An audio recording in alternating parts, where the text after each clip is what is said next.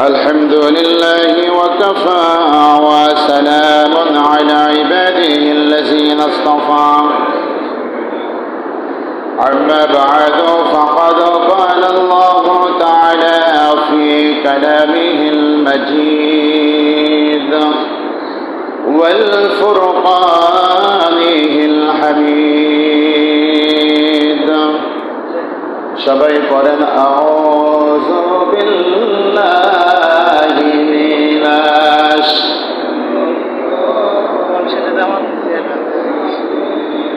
বিসমিল্লাহির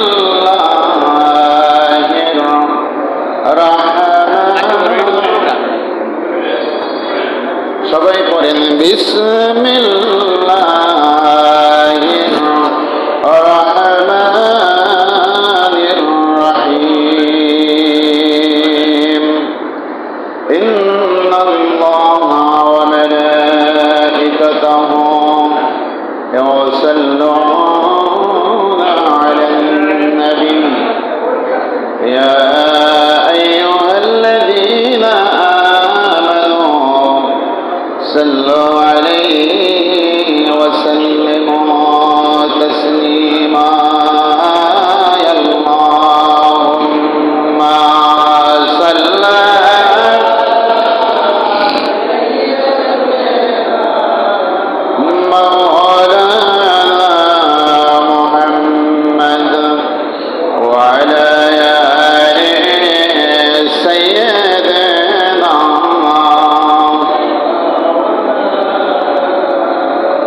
মোহাব্বতের সাথে জবান খুলে পড়েন আল্লাহুম্মা সাল্লি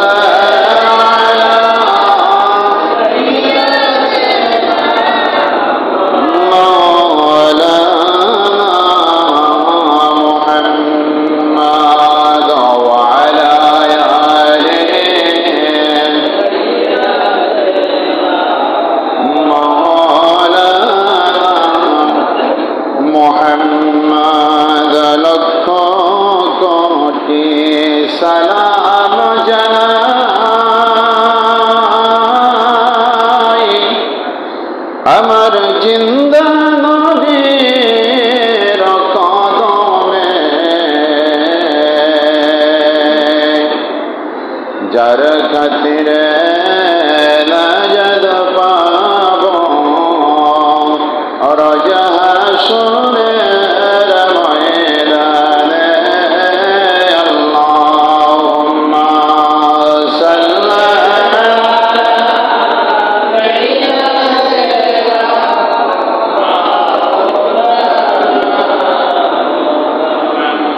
ওয়া আলা আলিহি সাইয়্যিদিনা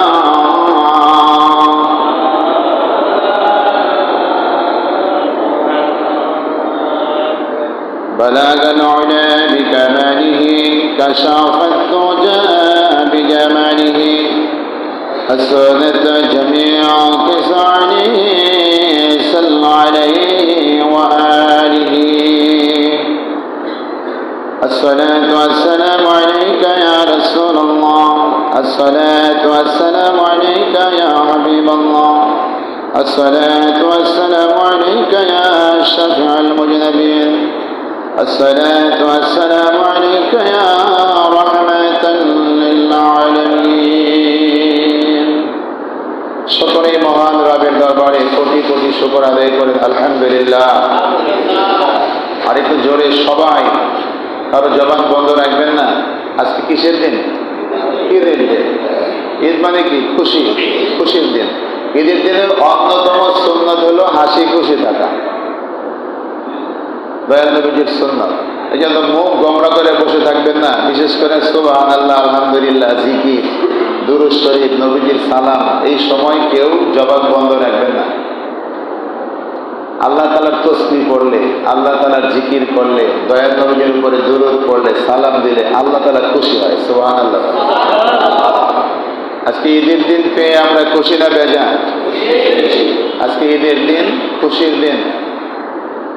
রাস্তার মোড়ে মোড়ে আপনারা যে আসছেন, আপনারা বাড়ি থেকে আসার পথে রাস্তার মোড় আছে না, যতটা মোড় আছে ততটা মোড়ে রহমতের ফেরেশতা দাঁড়াইয়া আহালান সাহালান বলে আমাদেরকে স্বাগতম জানাইতেছে। বলেন সুবহানাল্লাহ। ফেরেশতারা বলতেছে, ও রোজাদারেরা, আজকে তোমাদের খুশির দিন, প্রতিদানের দিন, আসো তোমরা প্রতিদান নেওয়ার জন্য ঈদগাহে চলে আসো, তোমাদেরকে স্বাগতম আহালান সাহালান বলে আমাদেরকে ফেরেশতারা সম্ভাষণ জানাইতেছে। সুবহানাল্লাহ। আর যেখানে আমরা বসে আছি চতুর্দিকে রহমতি ফেরেশতারা বেষ্টন করে দাঁড়িয়ে আছেন, আমাদের জন্য মাগফিরাতের দোয়া করতেছেন, আমাদের জন্য রহমতের দোয়া করতেছেন যে আল্লাহ তোমার এই বান্দাদেরকে তুমি ক্ষমা করে দাও। বলেন সুবহানাল্লাহ।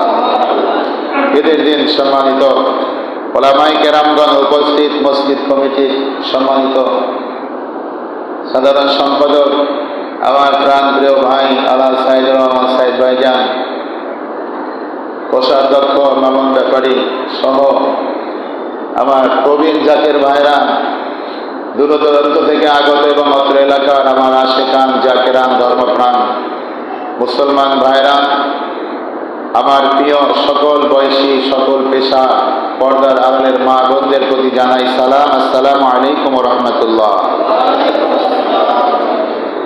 ঈদের দিন বড় খুশির দিন। আমার দয়াল নবীজির অনেক সুন্নাত আছে এই দিনে। সুন্নাতগুলো আমি একবার আপনাদেরকে বলি। এক নম্বর সুন্নাত হলো হাসি খুশি থাকা। কি থাকা? হাসি খুশি থাকা। এরপরে সুন্নাত হলো ফজরের নামাজ আদায় করা। যারা ফজরের নামাজ পড়েন নাই, ঘুম থেকে উঠতে পারেন নাই, তারা এখন পড়ে নেন। মসজিদের এক পাশে গিয়া ফজরের 2 রাকাত সুন্নাত, 2 রাকাত ফরজ নামাজ আদায় করে নেন। লজ্জা পাওয়ার কিছু না, এটা আল্লাহর হুকুম। হয়তো কোনো কারণে পালন করতে পারি নাই, এখন পালন করেন, অসুবিধা নেই। 3 নম্বরে হলো মেসাওয়াক করে গোসল করা, সুন্দরভাবে গোসল করা ঈদের নামাজ আদায় করার উদ্দেশ্যে।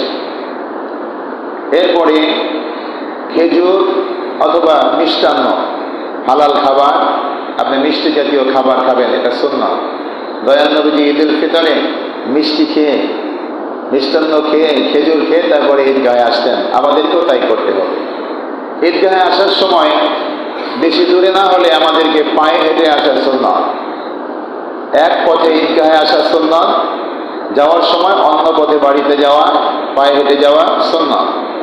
এবং তাকবীরে তাশরিক পাঠ করতে হবে। আমি পড়বো, আমার সাথে সাথে আপনারাও পড়বেন। আল্লাহু আকবার, আল্লাহু আকবার, লা ইলাহা ইল্লাল্লাহ, আল্লাহু আকবার, আল্লাহু আকবার, ওয়ালিল্লাহিল হামদ। আরো জোরে, আল্লাহু আকবার, আল্লাহু আকবার, আল্লাহু আকবার, আল্লাহু আকবার, ওয়ালিল্লাহিল হামদ। এত আস্তে বললে হবে না, আরো জোরে পড়তে হবে। আল্লাহু আকবার, লা ইলাহা ইল্লাল্লাহ, আল্লাহু আকবার, আল্লাহু আকবার, ওয়ালিল্লাহিল হামদ। আল্লাহ তাআলার বড়ত্ব, আল্লাহ তাআলার মহান, একথা ঘোষণা করতে মনের মধ্যে কোনো সংকীর্ণতা থাকা চলবে না। আল্লাহ তাআলার প্রশংসা, এটা উচ্চ স্বরে মনের খুশিতে জোরে জোরে বলতে হবে। এই তাকবীরে তাশরিক পাঠ করতে করতে আসা এবং যাওয়া, এটা সুন্নাত। সুবহানাল্লাহ পড়েন। তাড়াতাড়ি মসজিদে আসা, আসার সময় কারোর সাথে কথা না বলা। আসার সময় তাকবীরে তাশরিক পাঠ করতে করতে আসা, কারোর সাথে কথা না বলা সুন্নাত। ঈদের নামাজ শেষে আবার সবার সাথে দেখা করবেন, কথা বলবেন। মনে রাখবেন, আল্লাহ তাআলা ক্ষমাকারীকে ভালোবাসেন। প্রত্যেকটা মানুষের শত্রু আছে, বন্ধু আছে, আছে না? ঈদের দিন আমরা ভুলে যাই। আল্লাহ বলেন, তোমরা যদি কাউকে ক্ষমা করে দাও, তাহলে আমি আল্লাহ তোমাদেরকে ক্ষমা করে দেব। জোরে কর না সুবহানাল্লাহ। আমাদের গুনাহ মাফ করানোর জন্য আল্লাহ ছাড়া আর কেউ আসেনি। আল্লাহ রাসূল সুপারিশ করবেন, আল্লাহ তাআলা মাফ করবেন। তা আল্লাহ বলছেন, তুমি যদি অন্যকে মাফ করো, অন্য মানুষকে ক্ষমা করে দাও, আমি আল্লাহ তোমাকে ক্ষমা করে দেব। আর যাকে আমি ক্ষমা করব, আমি ক্ষমা করার পরে সে কি আমার উপরে খুশি হবে না বেজার হবে? অবশ্যই খুশি হবে। খুশি হলে তার সাথে আমার বন্ধুত্ব হবে। সুবহানাল্লাহ।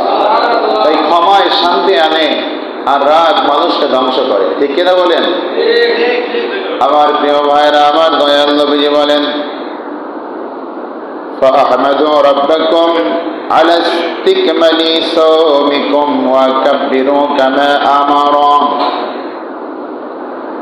যে আল্লাহ তাআলা আপনারা যে রোজা আদায় করতে পেরেছেন সেজন্য আল্লাহ তাআলার নির্দেশ মতো তার প্রশংসা মহত্ব বর্ণনা করুন।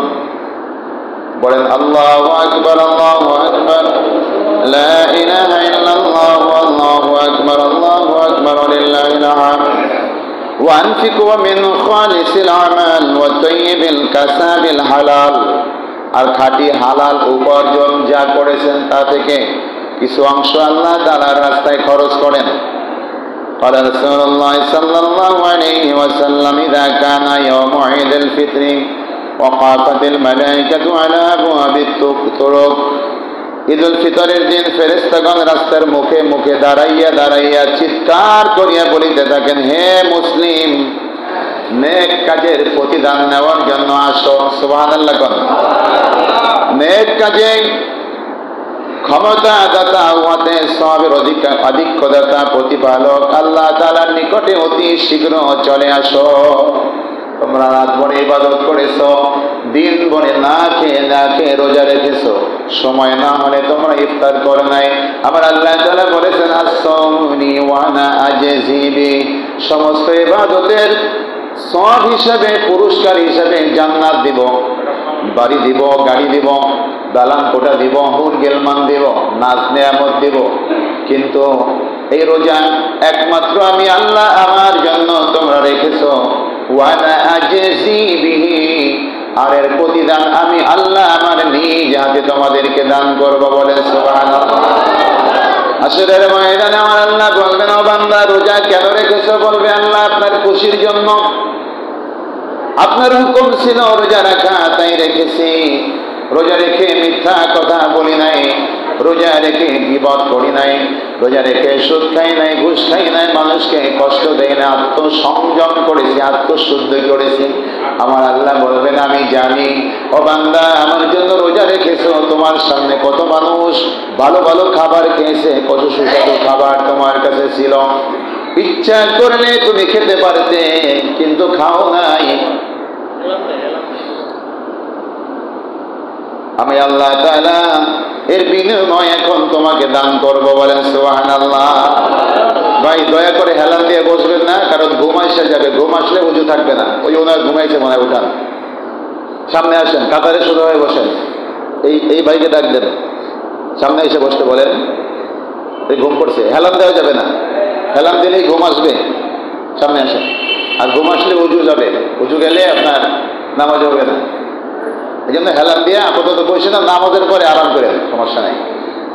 প্রিয় ভাইরা আমার, আল্লাহ বলবেন বান্দারে, ও বান্দা রোজা রেখেছো, আমার কাছে কি পুরস্কার চাও? আমি তো তোমাকে ওয়াদা করেছি, ওয়ানা আজজি বি, আমার হাতে তোমাকে আমি পুরস্কার দিব, কি চাও?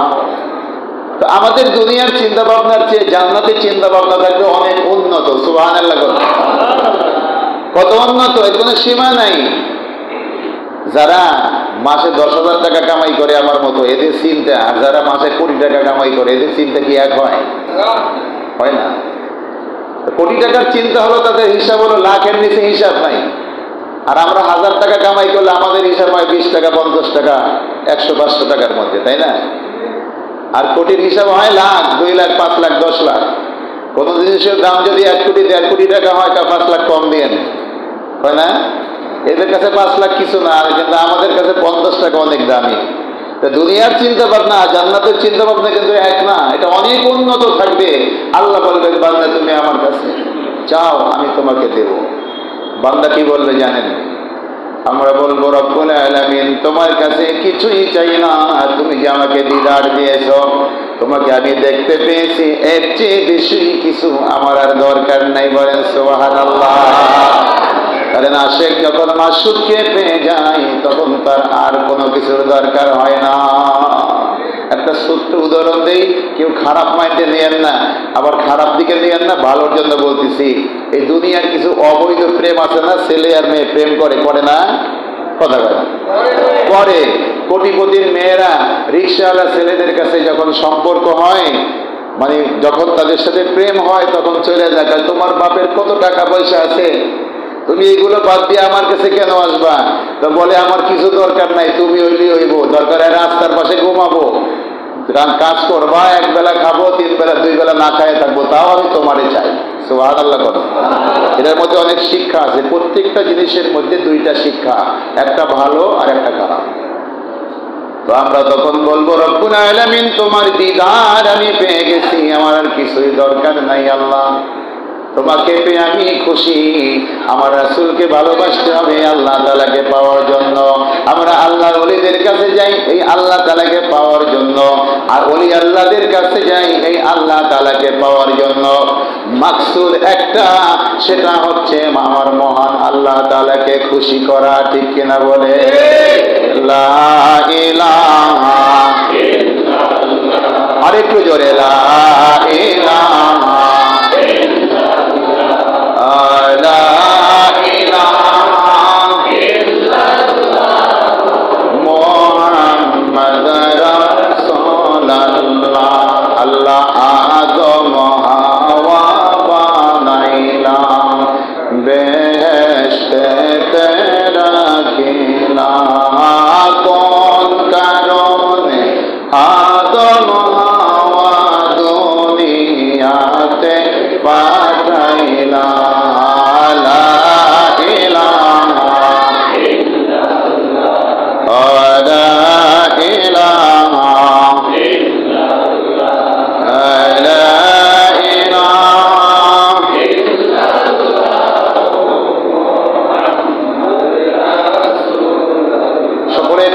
তাশরিক করেন। আল্লাহু আকবার, আল্লাহু আকবার, লা ইলাহা ইল্লাল্লাহ, আল্লাহু আকবার, আল্লাহু আকবার, ওয়া লিল্লাহিল হামদ।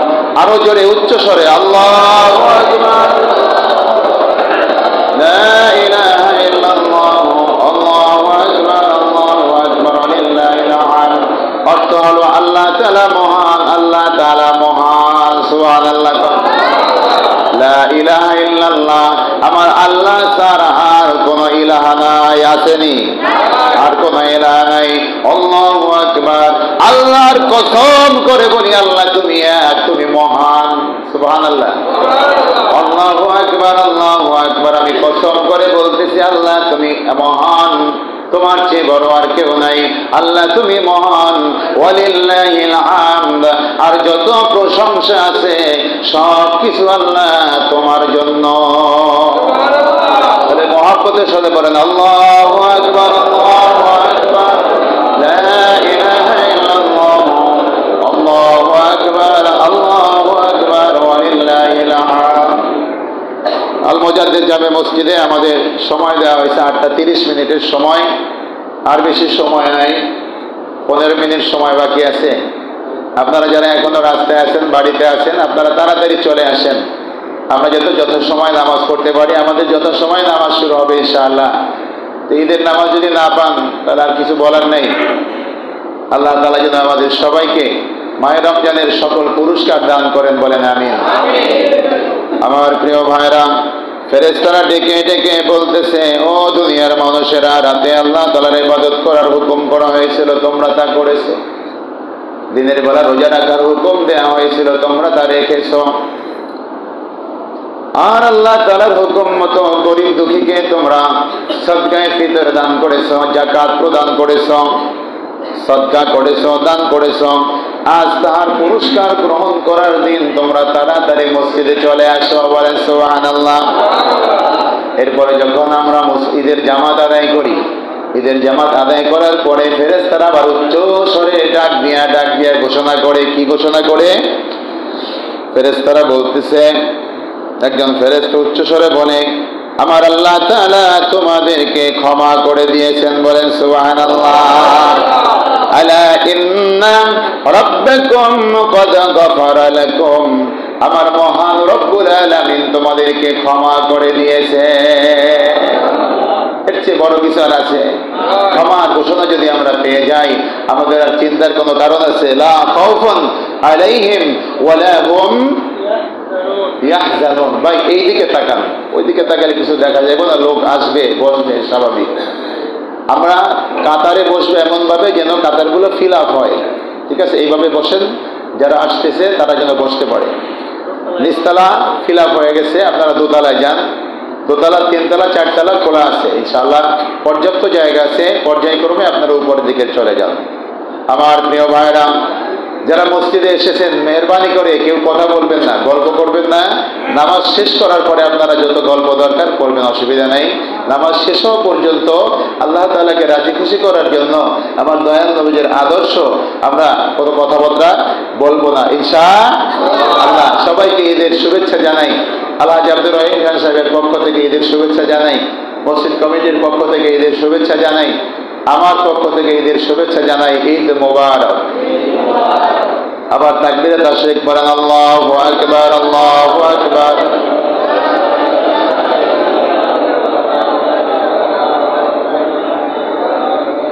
এমনি পড়লে আমি মানবো না, কারণ আজকে তো আর না খাওয়া রোজা না।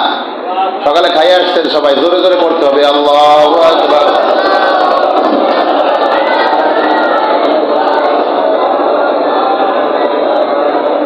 মাশাআল্লাহ, আল্লাহু আকবার, আল্লাহু আকবার, লা ইলাহা ইল্লাল্লাহ, আল্লাহু আকবার, আল্লাহু আকবার, ওয়া লিল্লাহিল হামদ। এবার আমি তাকবীর দেব, আপনারা আমার জবাব দিবেন, নারায়ে তাকবীর, নারায়ে তাকবীর, নারায়ে রিসালাত, নারায়ে রিসালাত। পবিত্র ঈদুল ফিতর, পবিত্র ঈদুল ফিতর, নারায়ে তাকবীর। মাশাআল্লাহ। আমার প্রিয় ভাইরা, আমার দয়াল নবীজি বলেন, ক্বাদ জাআ ফিল খাবারি ফারাদা রাসূলুল্লাহ সাল্লাল্লাহু আলাইহি ওয়াসাল্লাম সাদাকাতাল ফিতরি তাহারাতান লিসিয়াম মিনাল লাহwi ওয়ার রাফাসি ওয়া তুআমাতান লিল মাসাকিন। রোজাকে অনর্থক অশ্লীল কাজ হইতে পাক করিবার জন্য ও মিসকিনদেরকে আহার্যের বন্দোবস্ত করার জন্য রাসূলুল্লাহ সাল্লাল্লাহু আলাইহি ওয়াসাল্লাম সদকায়ে ফিতর ওয়াজিব করিয়াছেন। বুঝতে পারছেন? আর যাকাত সম্পদকে পবিত্র করে। যাকাত না দিলে সম্পদ অপবিত্র হয়, সম্পদ হারাম হয়ে যায়। যাকাত দিলে সম্পদ বাড়ে না কমে? জোরে বলেন না, বাড়ে না কমে? কিন্তু যাকাত দেওয়ার সময় যে সমস্ত মহিলারা এবং পুরুষেরা যাকাত দেওয়ার সময় কৃপণতা করে, হাসরের ময়দানে যাকাতের সম্পদগুলোকে সাপ বানানো হবে। আর সাপ হইয়া মানুষকে যারা যাকাত দেয় নাই, যার সম্পদ তাকেই সবল মারবে। সবল মারতে মারতে বিষাক্ত করে তাকে যন্ত্রণাদায়ক করে তুলবে, চিল্লাবে, কান্না করবে, আসার কোনো সুযোগ থাকবে না। আর যে সমস্ত মা বোনেরা মায়ায় পড়ে, গহনার মায়ায় পড়ে, স্বর্ণ অলঙ্কারের মায়ায় পড়ে যাকাত দিবে না, তাদের স্বর্ণ অলঙ্কার গুলো আগুনে পোড়াইয়া লাল করে তাদের পৃষ্ঠদেশে ছাকা দেওয়া হবে। হাদিস শরীফে আসছে, তখন ফেরেশতারা ছাকা দিবে আর বলবে, এই নাও তোমাদের সেই যাকাত না দেওয়া গহনা স্বর্ণ অলঙ্কারের স্বাদ, তোমরা আস্বাদন করো। বলেন নাউজুবিল্লাহ। আমরা এসেছি যখন দুনিয়ায়, আমরা কি কি নিয়ে আসছিলাম? হ্যাঁ, কিছু বাড়ি গাড়ির জমি দলিল পত্র আনছি না? কিছু টাকা পয়সা, চাকরির ওই কি কয়, চাকরির যে জয়েন্টের কি কয়, অ্যাপয়েন্টমেন্ট লেটার নিয়ে আসছিলাম। খালি হাতে এসেছি, কাপড়ও আনতে পারি নাই। ঠিক কিনা বলেন? পাঠাইছে কে? আমাদের বানাইছে কে? আমাদের লালন পালন করে কে? রিজিক দেয় কে? আমাদের সুস্থ রাখেন কে? আমাদেরকে হেফাজত করেন কে? আবার মৃত্যু দিবেন কে? কার কাছে যাব?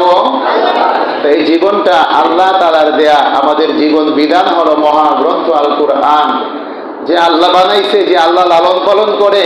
কথা শুনতে হবে কার? আল্লাহ না সমাজের? আল্লাহ। মাশাআল্লাহ, আপনারা তো বুঝছেন, আলহামদুলিল্লাহ, শিক্ষিত মানুষ। এটাই বোঝার দরকার। এই মাহে রমজানের শিক্ষা হলো, আমি আবারও আপনাদেরকে পুনরাবৃত্ত করি যে এই রমজানের শিক্ষা হলো, রমজান মাসে রোজা রেখে যেমনি ভাবে আমরা খাই নাই আল্লাহ তাআলাকে বিশ্বাস করে, ঠিক তেমনি ভাবে আমাদের বাকি জীবনটা গুনার কাজ করতে গেলেই আল্লাহ তাআলার স্মরণ যেন মনে আসে। এটা যদি আপনি মনে করতে পারেন, তাহলে মনে করবেন আপনার রোজা কবুল হইয়া গেছে। আর যদি আপনি পাপের কাজ করেন, বলবেন যে আল্লাহ তো আর আমার কাছে নাই, এ করলে কি হইব? দূর মিয়া, কত হুজুরে করে থাকে, কত মানুষে করে, আছে না নাকি? আমি করলে আর কি হইব? মনে করবেন আপনার রোজা হয় নাই, না খাইয়েই ছিলেন, শুধু কোনো কাজে আসে নাই। আমার প্রিয় ভাইরা, আবার তাকবীরে তাশরিক করি, আল্লাহু আকবার, আল্লাহু আকবার।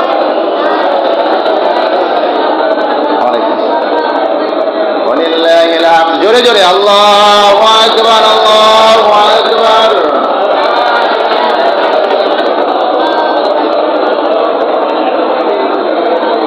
আযান দিতে পারেন কে কে? আযান দিতে কে কে পারেন? পারেন সবাই? অল্প কয়েকজন হাত নামান। আযান কোন সময় মাইকে বা কোনো মজলিসে আযান দিচ্ছেন কে কে? একটু হাত তুলে দেখান তো। অল্প কয়েকজন, সবাই দেন নাই। গলাটা ক্লিয়ার করেন জোরে আমার সাথে সাথে, আল্লাহু আকবার, আল্লাহু আকবার। জোরে জোরে পড়ো, হয় না, সবাই পড়ে না। আল্লাহু আকবার, আল্লাহু আকবার।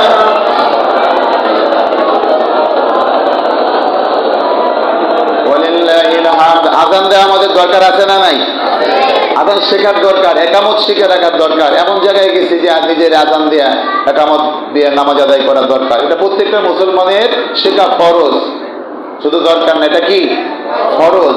এটা শিখতে হবে, না শিখলে, এটা না শেখার জন্য আপনি গুনাহগার হবেন। আবার প্রিয় ভাইরা, আজকের অন্যতম সুন্নাত কি? হাসি খুশি কি মনে নাই? হাসি খুশি থাকা। তা হাসি খুশি থাকতে গেলে কি রাগ রাখা যাবে? অহংকার থাকা যাবে? হিংসা থাকা যাবে? যাবে না। এই জন্য আমাদেরকে হাসি খুশি থাকতে হবে। আমার প্রিয় ভাইরা, আমি এর পরে কিছু কথা বলবো আপনাদেরকে, খুব মনোযোগ সহকারে শুনবেন, অনেকের কষ্ট লাগতে পারে। 1 নম্বর কথা হলো, গুনাহের কাজ থেকে আমাদেরকে ফিরে থাকতে হবে। কেন থাকবো? থাকলে আমার লাভ, সমাজের লাভ, আমার পরিবারের লাভ, আখিরাতে লাভ। আর যদি গুনাহের মধ্যে আমরা জড়িত হয়ে যাই, আমার নিজের ক্ষতি, আমার পরিবারের ক্ষতি, আমার সমাজের ক্ষতি। আমি যদি ভালো কাজ করি, আমি যদি ভালো পথে চলি, মানুষ বলবে অমুকের ছেলে ভালো হয়ে গেছে, ঠিক কিনা বলেন? দূরের মানুষে বলবে যে অমুক এলাকার একটা ছেলে আছে খুব ভালো, বলবে কিনা বলেন? বলবে।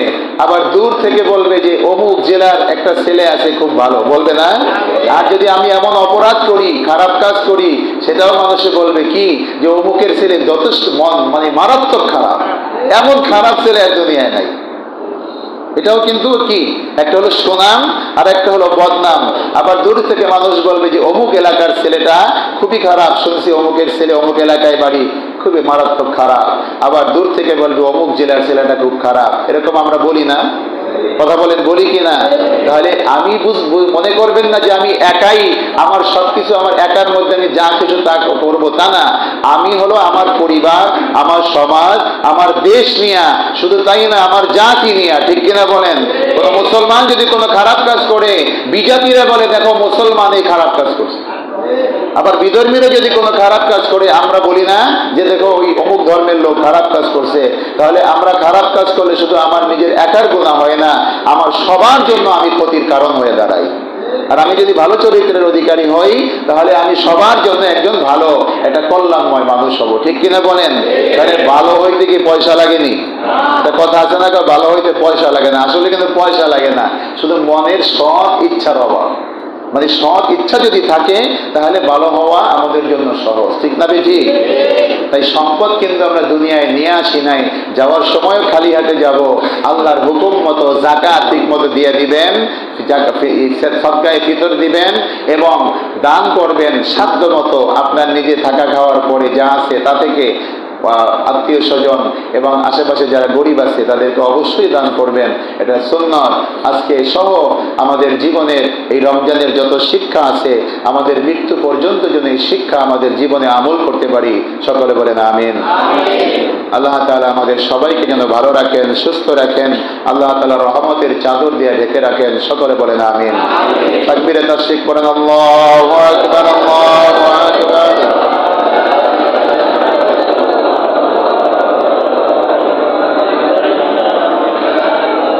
আরেকটা মেসেজ আছে, সেটা হলো আমার দয়াল নবীজি বলেন, রমজানের 30টি রোজা রাখলে, একটা রোজা রাখলে সর্বনিম্ন 10টা মানে 10 গুণ সওয়াব পাওয়া যায়। তো একটা রোজায় 10টা রোজার সওয়াব। 30টা রোজা রাখলে 300টা রোজার সওয়াব পাওয়া যায়। আর শাওয়াল মাস, এখন যে মাস শুরু হয়ে গেছে, এই শাওয়াল মাসের শেষ পর্যন্ত এই মাসের মধ্যে যদি কেউ 6টা রোজা রাখে, কয়টা রোজা? 6টা রোজা রাখলে সে 60টা রোজার সওয়াব পাবে। 300 আর হলো 60, কত হয়? 360। আর বাকি 5 দিন রোজা রাখা হারাম। তা এই 360টা রোজার সওয়াব পাবো যদি আমরা 30টার সাথে এই বাকি 6টা রোজা রাখি।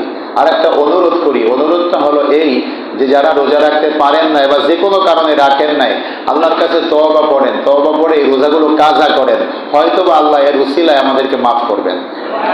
ইচ্ছাকৃতভাবে রোজা রাখার সামর্থ্য আছে কিন্তু রোজা রাখে নাই, এমন রোজার কাফারা হলো একাধারে 2 মাস রোজা রাখা।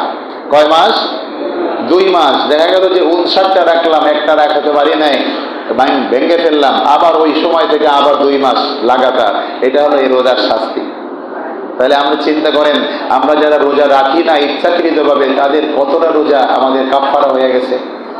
তারপরেও আমরা 60টা কেন, আমরা যদি সারা বছরও রোজা রাখি, রমজানের একটা রোজার সমপরিমাণ সওয়াব হবে? হবে না। আসুন আমরা আল্লাহ তাআলার হুকুম পালন করি। আমি আপনাদেরকে 4 মিনিট সময় দেব, সময় হয়ে গেছে, বেশি সময় নাই, 4 মিনিট সময় দেব মেহেরবানি করে। এই ঈদের নামাজ পড়া হলো ওয়াজিব, আর ফজরের নামাজ পড়া হলো ফরজ। যারা ফজরের নামাজ পড়েন নাই, 2 রাকাত ফরজ নামাজ আদায় করেন, লজ্জা করার কিছু নাই। যে যেখানে আছেন ওখানে দাঁড়াইয়া ফজরের 2 রাকাত ফরজ নামাজ আদায় করে নেন। আর যারা পড়ছেন আপনারা বসে বসে তাসবিহ পড়েন, সুবহানাল্লাহ, আলহামদুলিল্লাহ পড়েন।